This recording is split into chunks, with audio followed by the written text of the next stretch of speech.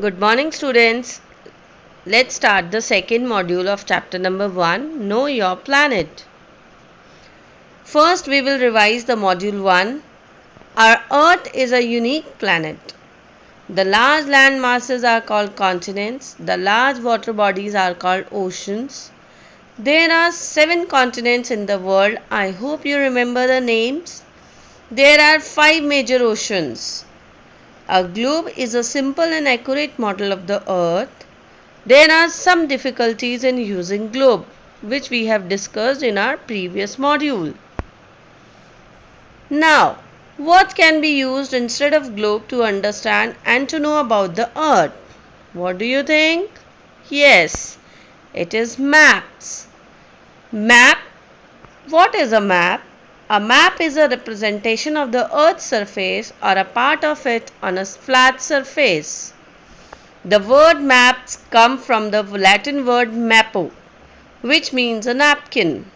Gerardus Mercator, a Flemish map maker, was the first to publish a collection of maps in the form of the book. A book of maps is called an atlas. We can draw maps on a flat surface to show continents, countries, cities, and even a neighborhood.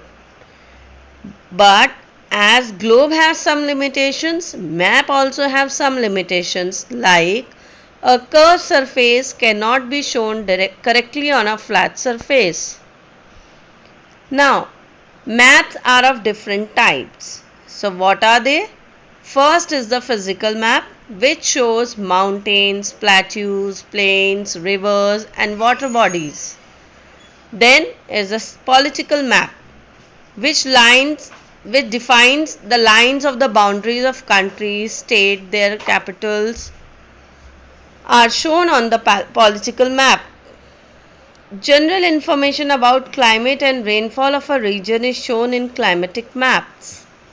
Besides these, there are maps that tells us about the industries, population, transport, minerals, crops, soil, natural resources, forest and wildlife of a region that you will study in higher classes. Now, this is the physical map of India. Just have a look. Look it carefully. The blue part shown is the Himalayan range.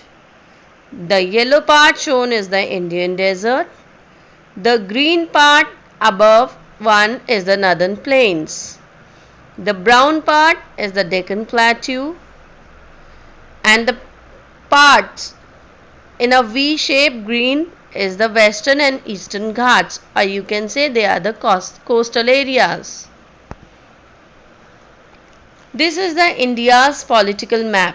You can see in this map there are different borders highlighted and different states which are colored.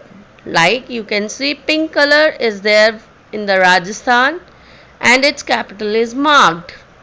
Then you can see yellow color for Madhya Pradesh. Then you can see purple color for Chhattisgarh.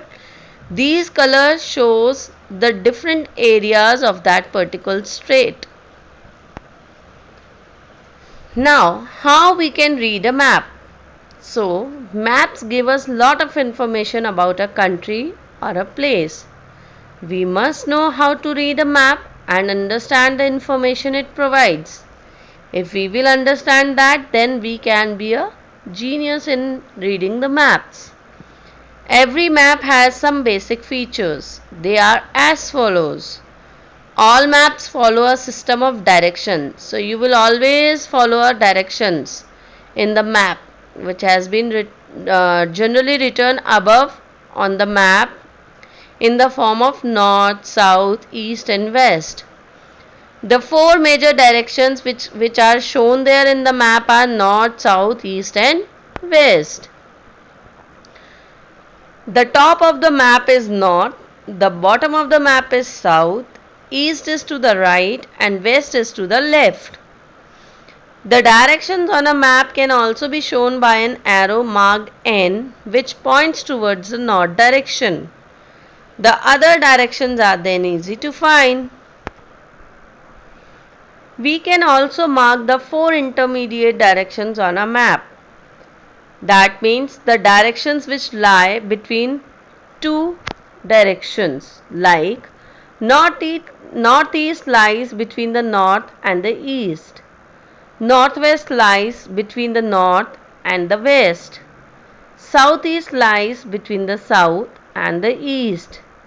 Southwest lies between the south and the west. Now, there is a scale also which we use in the map. So, let's see what is a scale. It is not possible to show the actual size of the earth on a map because it is too large. Let us suppose that the ground distance between Delhi and Agra is 200 km. It is not possible to show these cities at 200 km from each other on the map.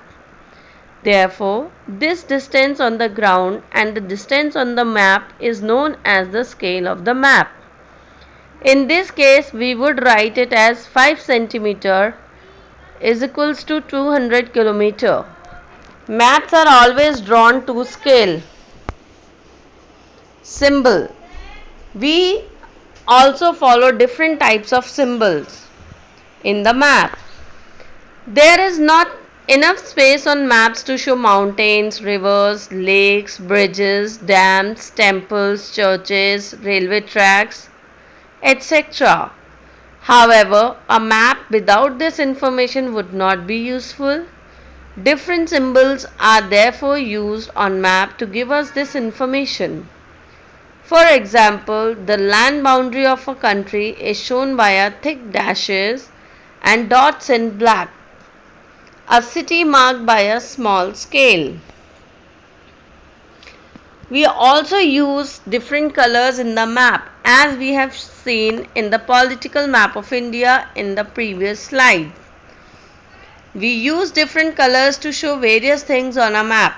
Generally, maps follow a common color scheme. For example, on a physical map, water bodies are shown in blue.